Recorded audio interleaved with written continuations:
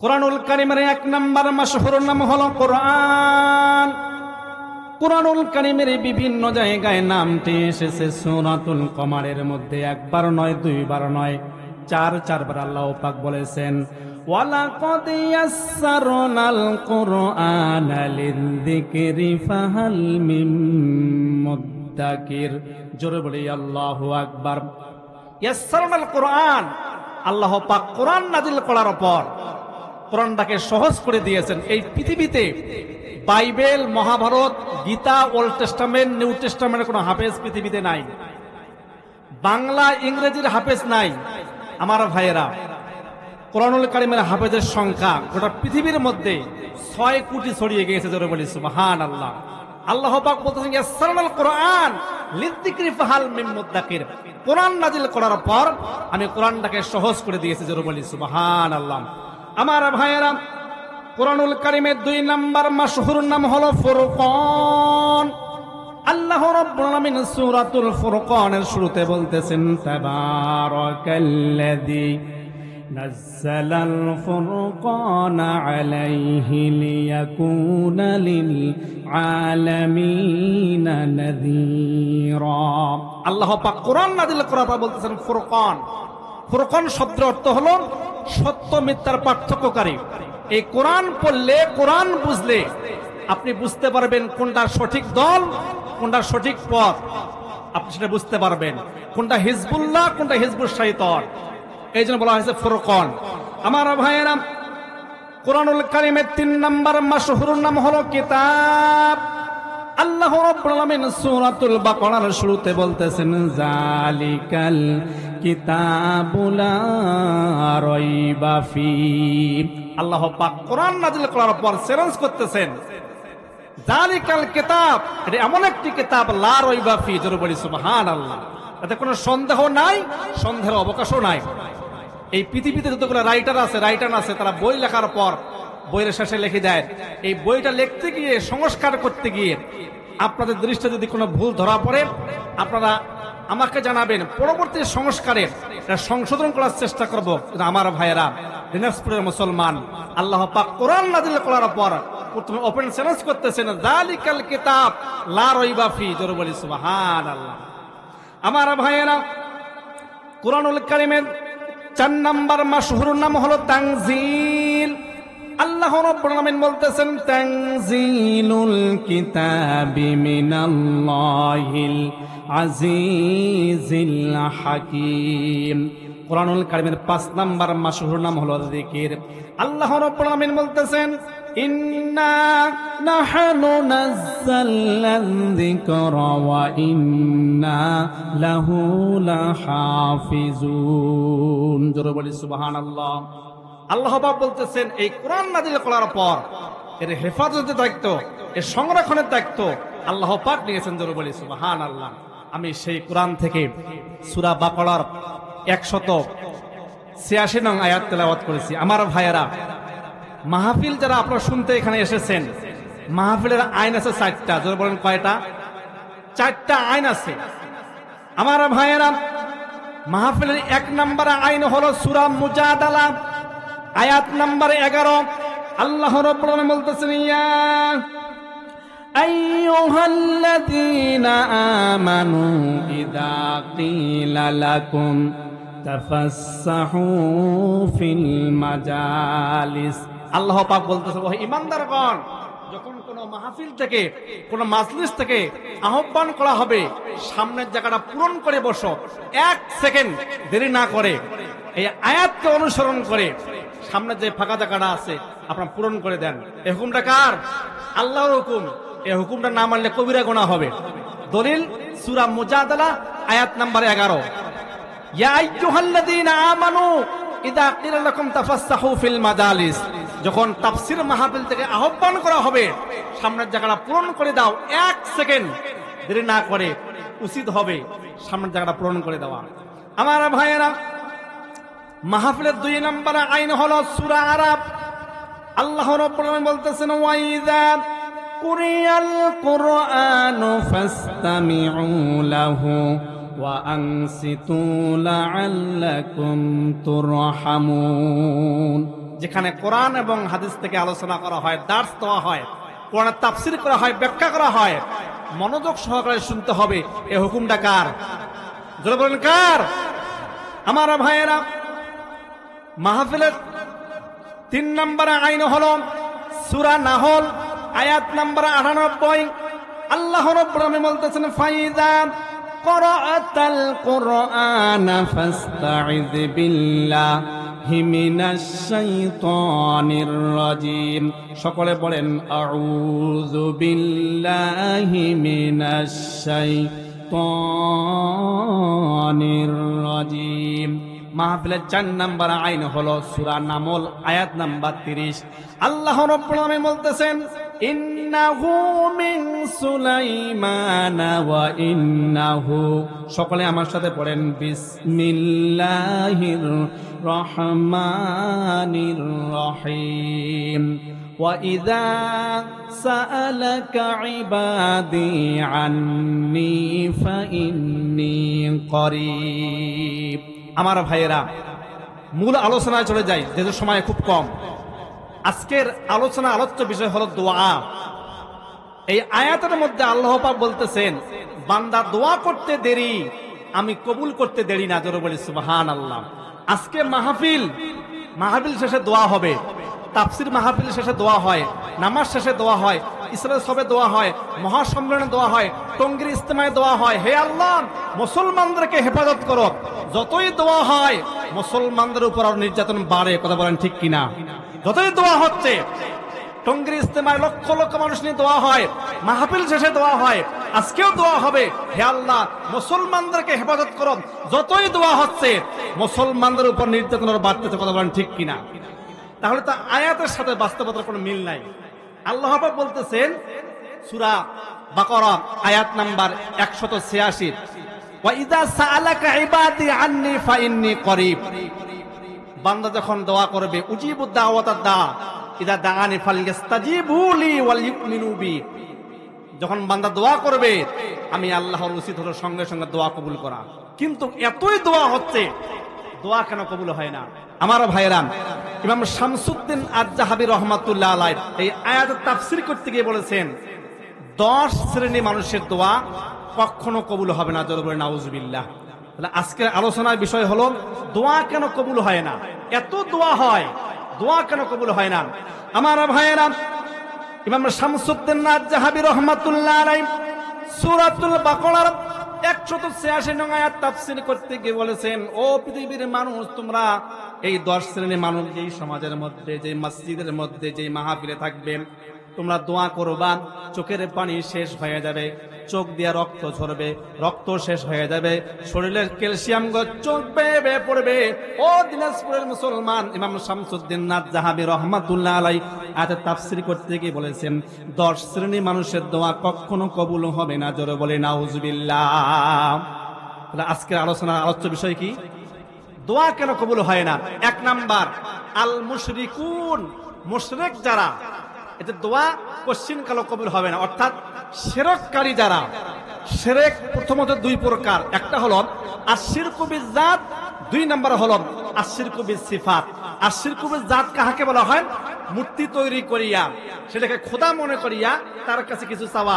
আমাদের বাংলাদেশের মানুষ, ভারতের মানুষ, পাকিস্তানের মানুষ এই কাজটা করে না। কিন্তু আশিরকু বিসিফাত, আল্লাহর অগণিত নাম রয়েছে। আচ্ছা, দিনাজপুরের মুসলমান, বীরগঞ্জের মুসলমান, বলেন তো রাজ্জাক কার নাম? সকলে বলেন রাজ্জাক কার নাম? শাহাদাত আঙ্গুল উঁচু করে বলেন রাজ্জাক কার নাম? আল্লাহর নাম। রাজ্জাক মানে কি? হ্যাঁ, রাজ্জাক মানে রেজেক দাতা। আচ্ছা, মনে করেন আজকে থেকে 2.5-3 বছর আগে পেঁয়াজের দাম এই এলাকা কত গিয়েছিল? 250 টাকা। আচ্ছা, মনে করেন আপনাদের পাশের বাজার জামতলি বাজার, এখানে 2 জন লোক পেঁয়াজ কিনতেছে, আর একজন মুরব্বী পান চাওয়াইতেছে আর খিলখিল করে হাসতেছে। ওনার ধারণা পেঁয়াজের দাম যদি 500 টাকা হয়, আমার কোনো আপত্তি নাই। আমার এক ছেলে ইতালির থাকে, প্রতি মাসে 2 লক্ষ করে টাকা বাড়ায়, আমার ছেলেটার লক্ষ্মী সন্তান। জোরে নাউজুবিল্লাহ। আরেকবার জোরে নাউজুবিল্লাহ। আরেক চাচা, মুরব্বী চাচা, পান চাবাইতেছে আর খিলখিল করে হাসতেছে। চাউলের দাম যদি 100 টাকা হয়, পেঁয়াজের দাম যদি 500 টাকা হয়, আমার কোনো আপত্তি নাই, আমার কোনো সমস্যা হয় না। আমার বাড়িতে একটা গাভী আছে, লক্ষ্মী গাভী। এই গাভী প্রতিদিন 18 লিটার করে দুধ দেয়, আমার এই গাভী যদি না থাকতো আমার কি যে সমস্যা হইতো। জোরে নাউজুবিল্লাহ। আপনি রাজ্জাকের সঙ্গে শিরক করলেন।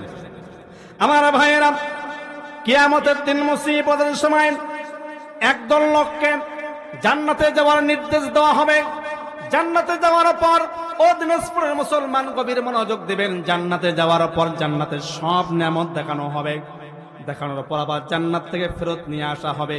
সেই সময় এই শিরককারীরা, এই মুশরিকরা, শিরক যারা করেছে দুনিয়ার মধ্যে, এই জান্নাতের নিয়ামতগুলো দেখার পর আফসোস করে বলবে, ওয়ায়াকুলুল কাফিরু ইয়া লাইতানি লাম উশরিক বিরাব্বি আহাদা।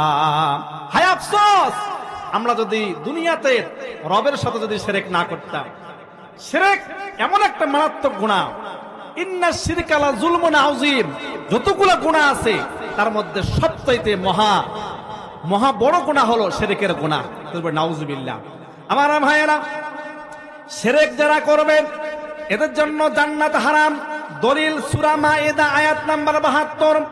আল্লাহ রাব্বুল আলামিন বলতেছেন, ইন্নাহু মাইয়ুশরিক বিল্লাহি ফাকাদ হারামাল্লাহু আলাইহিল জান্নাহ। শিরক যারা করবে এদের জন্য জান্নাত হারাম। তোরে বই নাউজুবিল্লাহ। তাহলে ভাইরা আমার, 10 শ্রেণীর মানুষের দোয়া কবুল হয় না। 1 নাম্বার হলো মুশরিক। মুশরিক যারা, এদের দোয়া কবুল হবে না। তাহলে আল্লাহর অসংখ্য অগণিত সিফাতি নাম রয়েছে। আচ্ছা বলেন তো, হাকিম কার নাম? সকলে বলেন। হাকিম আল্লাহর নাম। হাকিম মানে কি? হাকিম মানে, হাকিম মানে বিচারক না। কাজী শব্দের অর্থ বিচারক। হাকিম মানে হলো আইনদাতা, যিনি আইন প্রণয়ন করে তার নাম হলো হাকিম। আচ্ছা বলেন, এই মাইকটা যিনি তৈরি করেছেন, মাইকের স্রষ্টা, উনি এই মাইকটা যখন আপনি কিনতে গিয়েছিলেন একটা ক্যাটালগ দিয়েছিলেন। ক্যাটালগ, মাইকটা কিভাবে চলবে আমাকে আপনাকে সৃষ্টি করার পর আল্লাহ পাক একটা কিতাব দিয়েছেন। এই কিতাবটার নাম কি? আচ্ছা মনে করেন আপনাদের পাশের বাজার, এই আসরের পর কিছু মুরব্বী মাইক নিয়ে যা বলতেছেন, আলা লাহুল খলক ওয়াল আমর। সৃষ্টি যার, আইন চলবে তার। কিছু তেলতেলা মুরব্বী মসজিদ থেকে বের হয়ে বলতেছে, ইসলাম শেষ রে, ইসলাম শেষ। মৌলবীর আর ইমামতির টাকায় সংসার চলে না, মৌলবী এখন ক্ষমতায় যাইতে চায়। জোরে নাউজুবিল্লাহ। আর একবার জোরে নাউজুবিল্লাহ। আপনি হাকিমের সঙ্গে শিরক করলেন। নামাজ পড়ে, হজ করে, যাকাত দেয়, আল্লাহর জমিনে কোরআন দিয়ে রাষ্ট্র পরিচালনা হোক, এটা শুনতে চায় না। এটা বলা হয় তাগুত। কি বলা হয়? তাগুত। আমার ভাইয়েরা, তাহলে এই শিরককারী দোয়া, এই মুশরিক, জুব্বা যত বড়ই হোক না কেন, দাড়ি যত বড় লম্বা হোক না কেন, আল্লাহর জমিনে কোরআন দিয়ে রাষ্ট্র পরিচালনা হবে, এটা যদি কেউ না চায়, সে হাকিমের সঙ্গে শিরক করলো। আমার ভাইয়েরা, ইমাম শামসুদ্দিন নাজ্জাহাবী রাহমাতুল্লাহ আলাইহি সূরাতুল বাকারার 186 নং আয়াতের তাফসীর করতে গিয়ে বলেছেন, 10 শ্রেণীর মানুষের দোয়া কবুল হবে না। তার মধ্যে 1 নাম্বার হলো আল মুশরিকুন, শিরককারীর দোয়া কশিন কালো কবুল হবে না। আমার ভাইয়েরা, 2 নাম্বার হলো আকিলুনার রিবা, সুদখোরের দোয়া কখনো কবুল হবে না। ও দিনাজপুরের মুসলমান, এই এলাকার মধ্যে সুদখোর আছে না নাই? জোরে বলেন, আছে না নাই? সুদ যারা খায় এরা আল্লাহর শত্রু, আল্লাহর দুশমন, নবীজির দুশমন। এটাকে সাফাত জোরে বললাম না, দলিল আছে। আমার ভাইয়েরা, আল্লাহ রাব্বুল আলামিন বলতেছেন, ইয়া আইয়ুহাল্লাযীনা আমানু তাকুল্লাহা ওয়া যারু মা বাকিয়া মিনার রিবা ইন কুনতুম মুমিনিন। আল্লাহ রাব্বুল আলামিন বলতেছেন, ও ঈমানদারগণ, তোমরা আমি আল্লাহকে ভয় করো। ওয়া যারু মা বাকিয়া মিনার রিবা, তোমরা লাভের জন্য যে টাকাগুলো এলাকার মধ্যে ছড়িয়ে দিয়েছো, সুদের জন্য লাভের জন্য যে এলাকার মধ্যে টাকাগুলো ছড়িয়ে দিয়েছো, তোমরা ওয়াদারু মা বাকিয়া মিনার রিবা, সমস্ত টাকাগুলো তোমরা ছেড়ে দাও। ইন কুনতুম মুমিনিন, যদি তোমরা মুমিন হয়ে থাকো। ও দিনাজপুরের মুসলমান, এই হুকুমটা কার? জোরে বলেন, কার? তারপরে যদি কেউ সুদ না বাদ দেয়, তারপরে যদি কেউ সুদ খায়, সুদের সঙ্গে লেনদেন করেন, সুদ ভিত্তিক অর্থনৈতিক ব্যবস্থা চালু হবে এই পক্ষে যারা সিল মারবে। আল্লাহ পাক বলতেছেন, তারপরে কি বলতেছেন, ফাইল্লাম তাফআলু ফাআযানু বিহারবিন মিনাল্লাহি ওয়া রাসূলিহি। 1 দিরহাম 1 টাকা যে সুদ খাবে সঙ্গে সঙ্গে আল্লাহ এবং রাসূলের বিরুদ্ধে যুদ্ধ ঘোষণা করে। জোরে বলে নাউজুবিল্লাহ। আরেকবার জোরে বলে নাউজুবিল্লাহ। ভয়ঙ্কর কথা, ফাইল্লাম তাফআলু ফাআযানু বিহারবিন মিনাল্লাহি ওয়া রাসূলিহি। কোন হাজী, কোন ইমাম সাহেব, কোন চেয়ারম্যান, কোন মাতব্বর, মসজিদের সভাপতি, সেক্রেটারি, রাষ্ট্রপ্রধান হোক না কেন, কিন্তু যদি সুদ খায় 1 টাকা 1 দিরহাম, সে সঙ্গে সঙ্গে আল্লাহর বিরুদ্ধে যুদ্ধ ঘোষণা করে। জোরে বলে নাউজুবিল্লাহ। এখান থেকে শেষ নয়, আল্লাহ রাব্বুল আলামিন বলতেছেন, আল্লাযী ইয়াকুলুনার রিবা লা ইয়াকুমুনা ইল্লা কামা ইয়াকুমুল্লাযী ইয়াতাখাব্বাতুহুশ শাইতানু মিনাল মাস। আমার ভাইয়েরা, দুনিয়ার মধ্যে সম্মান ছিল, হাত ছিল, পা ছিল, মসজিদের সভাপতি, ইউনিয়নের চেয়ারম্যান, এমপি, মন্ত্রী, রাষ্ট্রপ্রধান। আমার ভাইয়েরা, দুনিয়ার মধ্যে সুদ খাওয়ার কারণে কিয়ামতের দিন মুসিবতের সময় ইয়াতাখাব্বাতুহুশ শাইতানু মিনাল মাস, পাগল অবস্থায় এদেরকে উঠানো হবে। জোরে বলে নাউজুবিল্লাহ। একবার কালেমা পড়ুন, লা ইলাহা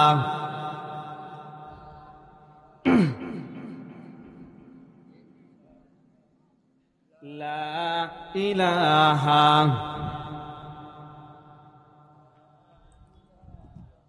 ইল্লাল্লাহ। মাটির মানুষ মাটি হয়ে কবরে যাবে, এত সুন্দর মাটির দেহ মাটিয়ে খাবে, এত সুন্দর মাটির দেহ মাটিয়ে খাবে। অমন চিন্তা করো না, কবরে নাই খাট পালঙ্ক, নাই রে বিছানা, সারা জীবন বালির সারা থাকিতে হবে। এত সুন্দর মাটির দেহ মাটিয়ে খাবে, এত সুন্দর মাটির দেহ মাটিয়ে খাবে। অমন ভেবে দেখো না, কোরআন হাদিস না মানিলে জান্নাত পাইবা না। আমি যাহা করছি ভবে, তুমি যাহা করছ ভবে, সেই ফল পাবে। এত সুন্দর মাটির দেহ মাটিয়ে খাবে, এত সুন্দর মাটির দেহ মাটিয়ে খাবে। তোমার আত্মীয় স্বজন তারা তোমায় ভুলে যাবে দিনে দিনে, সারা জীবন একা একা থাকিতে হবে। এত সুন্দর মাটির দেহ মাটিয়ে খাবে, মাটির মানুষ মাটি হয়ে কবরে যাবে। এত সুন্দর মাটির দেহ মাটিয়ে খাবে।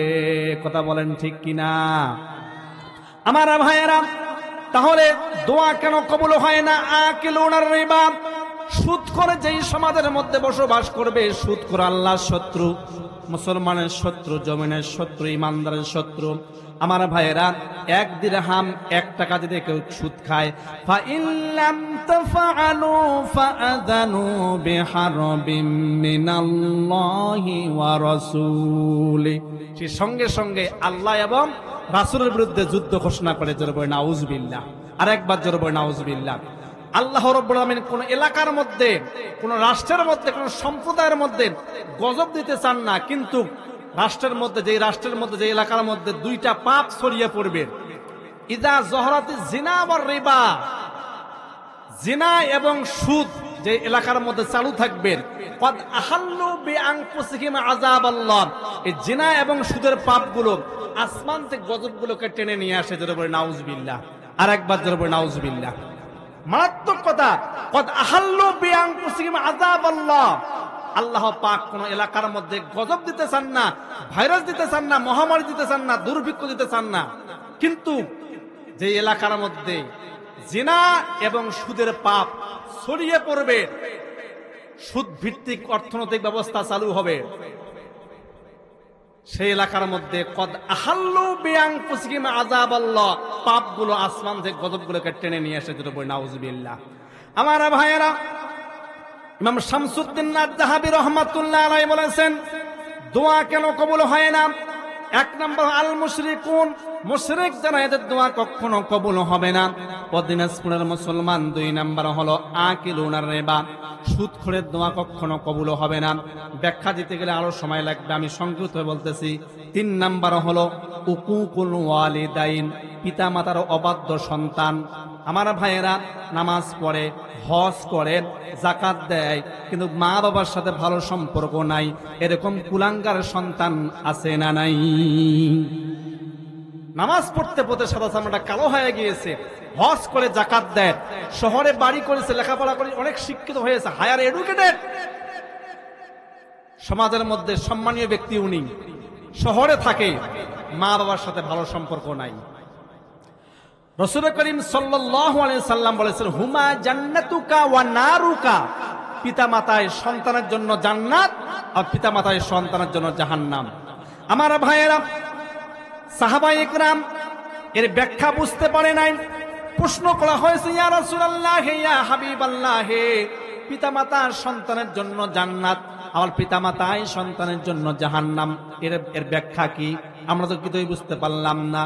আল্লাহ রাসূল সাল্লাল্লাহু আলাইহি সাল্লাম বলেছিলেন, ও আমার সাহাবায়ে ইকরাম, তাদের পিতা মাতা দুনিয়ার মধ্যে জীবিত আছে, খেদমত করে, সেবা করে, মন সন্তুষ্ট যারা করতে পেরেছে, এদের জন্যই হলো জান্নাত। জোরে বলি সুবহানাল্লাহ। এই পিতা মাতাই সন্তানের জন্য জাহান্নাম। পিতা মাতাকে যারা কষ্ট দেয়, উফিম ওয়া তানহারহুমা ওয়া কুল্লাহুমা কওলান কারীমা, মা বাবা যখন বার্ধক্যে চলে যায়, যখন বয়স হয়ে যায়, বুড়া আর বুড়ি যখন হয়ে যায়, তখন কেউ যদি মা বাবার সাথে খারাপ ব্যবহার করে, উফিম ওয়া তানহারহুমা ওয়া কুল্লাহুমা কওলান কারীমা, এই কুলাঙ্গার সন্তানের দোয়া কখনো কবুল হবে না। জোরে বলি নাউজুবিল্লাহ। আরেকবার জোরে বলি নাউজুবিল্লাহ। হযরতে মুসা আলাইহি ওয়াসাল্লাম উনি একবার তুর পাহাড়ে গিয়েছিলেন। তুর পাহাড়ে যাওয়ার পর কথা বলার শেষ, আল্লাহকে প্রশ্ন করতেছেন, আল্লাহ আপনি যে আমাকে জান্নাতে দিবেন, আমার জান্নাতের মধ্যে আমার সাথী কে হবেন? আল্লাহ পাক বলতেছেন, হে মুসা, তোমার সাথে জান্নাতে থাকবে একটা কসাই। জোরে বলি সুবহানাল্লাহ। মুসার রাগটা বেড়ে গিয়েছে। তোতলা মাসে রাগ বেশি, কি বেশি? রাগ বেশি। মুসা আলাইহি ওয়াসাল্লাম ছিলেন তোতলা। মানুষ কেন তোতলা হয়? মানুষ, আমার ভাইয়েরা, মেহমান যে বাড়ির মধ্যে আসে, সেই বাড়ির মধ্যে আল্লাহর রহমত নিয়ে মেহমান আসে। জোরে বলি সুবহানাল্লাহ। মেহমান আসা হলো নবীর সুন্নাত। আমার ভাইয়েরা, ইব্রাহিম আলাইহি ওয়াসাল্লাম মেহমান ছাড়া কোনোদিন খাইতেন না। একবার 3 দিন হয়ে গেল, কেন মেহমান নাই, কোনো মেহমান আসে না। ইব্রাহিম পয়গম্বর আলাইহি ওয়াসাল্লাম পরেশান হয়ে গিয়েছে, বাড়ির মধ্যে কোনো মেহমান কেন আসতেছে না। একবার এদিক তাকায়, একবার এদিক তাকায়, 3 দিন হয়ে গেল, কোনো মেহমান নাই, কোনো মেহমান নাই। ইব্রাহিম আলাইহি ওয়াসাল্লাম 3 দিন ধরে কিছু খাইতেছে না। আমার ভাইয়েরা, আল্লাহ রাব্বুল আলামিন ফেরেশতার দলকে ডাক দিয়ে বলতে, ও ফেরেশতা দলেরা শোনো, তোমরা কওমের ধ্বংস করার জন্য যাবা, আমার ইব্রাহিমের বাড়ি হয়ে যায়ও, তোমাদেরকে মেহমান মনে করে খাবারের আয়োজন করবে, আমার ইব্রাহিম নবীকে খাওয়াইয়া তারপরে তোমরা চলে যাইও। জোরে বলি সুবহানাল্লাহ। 3 দিন হয়ে গেছে, কোনো মেহমান নাই। নবী পরেশান হয়ে গিয়েছে, রাস্তার তাকায়। আমার ভাইয়েরা, একদম সন্ধ্যার আগে আগে দেখতেছেন দূর থেকে কয়েকজন সাদা জুব্বাওয়ালা, সাদা পাগড়িওয়ালা, নুরানি চেহারার কিছু মেহমান ইব্রাহিম নবীর বাড়ির দিকে আসতেছে। ইব্রাহিম নবী এই দৃশ্য দেখার পর মনে মনে খুশি হয়ে গিয়েছে। জোরে বলি সুবহানাল্লাহ। যখন সামনে কাছাকাছি চলে আসছে, এখন এমন তো অবস্থায় ইব্রাহিম আলাইহি ওয়াসাল্লাম মনে মনে ভাবতেছেন, হায় হায়, দুনিয়ার মধ্যে অনেক মেহমান আমার বাড়িতে এসেছিল, এরকম সুন্দর চেহারাওয়ালা, নূরের চেহারাওয়ালা কোনোদিন মেহমান আমার বাড়ির মধ্যে আসে নাই। জোরে বলি সুবহানাল্লাহ। ইব্রাহিম পয়গম্বর স্ত্রীকে সারাকে বলতে, সারা তাড়াতাড়ি খাবারের ব্যবস্থা করো, মেহমান চলে এসেছে। আমার ভাইয়েরা, খাবারের আয়োজন করা হলো। এবার মেহমান সহ ইব্রাহিম পয়গম্বর আলাইহি ওয়াসাল্লাম একসাথে খেতে বসেছে। খাওয়ার শুধু নাড়তেছে, সকলে খাওয়ার নাড়তেছে, কেউ খাইতেছে না। আমার ভাইয়েরা, একবার ইব্রাহিম পয়গম্বর আলাইহি ওয়াসাল্লাম বলতেছেন, ও মেহমান, ও মেহমানের দলেরা, খাবার মনে হয় তোমাদের পছন্দ হয় নাই, এই জন্য খাইতেছেন না। এবার মেহমান ওখান থেকে একজন বলতেছেন, নবী আপনি আগে খান। ইব্রাহিম পয়গম্বর বলতেছেন, আমি হলাম মেজবান আর তোমরা হলো মেহমান, তোমরা আগে খাও। মেহমান বলতেছেন, নবী আপনি আগে খান। নবী বলতেছেন, আপনারা আগে খান। আমার ভাইয়েরা, এবার ফেরেশতাদের মধ্য থেকে একজন বলতেছে, এখন যদি আমরা পরিচয় না দেই ইব্রাহিম পয়গম্বরের পেরেশান আরো বেড়ে যাবেন। একজন বলতেছে, ও পয়গম্বর, আচ্ছা 3 দিন হয়ে গেল আপনার বাড়ির মধ্যে কোনো মেহমান আসতেছেন না, কোনো মেহমান আসতেছে না, আপনি পরেশান হয়ে গিয়েছেন। আমরা কওমকে ধ্বংস করার জন্য যাইতেছিলাম, আল্লাহ পাক আমাদেরকে অর্ডার করেছিল, আমার ইব্রাহিমের বাড়ি হয়ে যাইও, তোমাদেরকে মেহমান মনে করে খাবারের আয়োজন করবে, আমার নবীকে খাওয়াইয়া তারপরে তোমরা চলে যাইও। জোরে বলি সুবহানাল্লাহ। ওরা ছিল কি? ফেরেশতার দল। আমার ভাইয়েরা, মুসা আলাইহি ওয়াসাল্লাম বলতেছেন, ওগো ভাই কসাই, আমি আজকে তোমার বাড়ি মেহমান হইতে চাই। কসাই রাজি হয়ে গেল। কসাই এবং ইব্রাহিম মুসা পয়গম্বর রওনা দিয়েছেন। কিছু দূর যাওয়ার পর যখন বাড়ির সামনে চলে গিয়েছেন, কসাই ডাক দিয়ে বলতেছেন, ও ভাই মুসাফির, আপনি একটু বাইরে থাকেন, আমি একটু ভিতর থেকে আসি, বাড়ির কি অবস্থা আমি একটু দেখে আসি। আমার ভাইয়েরা, তাফসীরের মধ্যে উল্লেখ করা হয়েছে, কসাই বাড়িতে চলে যাওয়ার পর 4 ঘন্টা চলে যায়, তারপর কসাই বাড়ি থেকে আসে না। এবার মুসা আলাইহি ওয়াসাল্লাম তুতলা নবী রাগ অনেক বেশি, রেগে গিয়েছেন। একবার এদিক যায়, একবার এদিক যায়, ফেরত আসতেছে না। মুসা আলাইহি ওয়াসাল্লামের ধারণা, এই কসাই কি এমন আমল করে আমাকে জানতে হবে। এই কসাই আমার সঙ্গে জান্নাতের মধ্যে সেই কসাই থাকবে, তার কি এমন গুণ আছে, তার কি এমন বৈশিষ্ট্য আছে, সে কি এমন আমল করে আমাকে একটু জানতে হবে। আমার ভাইয়েরা, 5 ঘন্টা পর ওই কসাই বাড়ি থেকে আসছেন। এসে বলতেছেন, মুসাফির, ও ভাই মেহমান, আমাকে একটু আপনি ক্ষমা করবেন। বলে, কেন? আমি বাড়িতে যাওয়ার পর দেখলাম আমার মা একদম পায়খানা করে দিয়েছে বিছানার মধ্যে। আমি নিজ হাতে তা পরিষ্কার করলাম। আমার মায়ের পেটের মধ্যে হাত দিয়ে দেখি আমার মায়ের অনেক ক্ষুধা লেগেছে। ক্ষুধার জ্বালায় গায়ের মধ্যে কোনো শক্তি নাই, কথা বলতে পারতেছে না। আমি নিজে রান্না করে, আমার মায়ের দাঁত নাই, আমি চিবাইয়া চিবাইয়া খাবারটাকে নরম বানাইয়া আমার মাকে খাওয়াইলাম, তারপরে আসলাম। জোরে বলি সুবহানাল্লাহ। আমার ভাইয়েরা, এবার মুসা আলাইহি ওয়াসাল্লাম বলতেছেন, তোমার মা কোন জায়গায় থাকে আমি একটু দেখব। তোমার মায়ের বিছানাটা ভালো আছে না কি বিছানাটা ঠিক না, আমি একটু দেখব। আমার ভাইয়েরা, কসাইয়ের সঙ্গে মুসা পয়গম্বর বাড়ির মধ্যে যাওয়ার পর দেখতেছেন কসাইয়ের মা সিজদার মধ্যে গিয়ে কি যেন গুনগুন করে আল্লাহর কাছে দোয়া করতেছে। জোরে বলি সুবহানাল্লাহ। শুধু গুনগুনের আওয়াজ শুনতে পায়। আমার ভাইয়েরা, মুসা আলাইহি ওয়াসাল্লাম কানটা লাগিয়ে দিলেন কসাইয়ের মায়ের মুখের ওখানে, কানটা লাগাই দিয়ান কসাইয়ের মা দোয়া করতেছেন, মালিক, আমার সন্তান কসাই, দুনিয়ার মধ্যে কোনো সম্মান নাই, সকলে কসাই বলে ডাকে। মৃত্যুর পরে আমার সন্তানকে জামানার পয়গম্বর মুসার সঙ্গে জান্নাতের মধ্যে একটু জায়গায় দিয়ে। জোরে বলি সুবহানাল্লাহ। আমার ভাইয়েরা, উকুকুল ওয়ালিদাইন, পিতা মাতার অবাধ্য সন্তানের দোয়া কখনো কবুল হবে না। একটু জিকির করি, লা ইলাহা